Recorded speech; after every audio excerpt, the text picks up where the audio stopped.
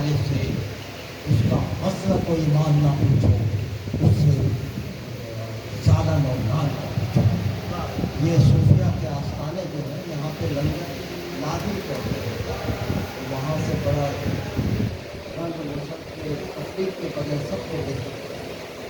دوسری بات یہ کہ مجھے میں اپنی ناتمام گفتگو کو ہر صداقت لکھواتی ہے، تختی لکھنا کھیل نہیں ہے، دل کی طاقت لکھواتی ہے۔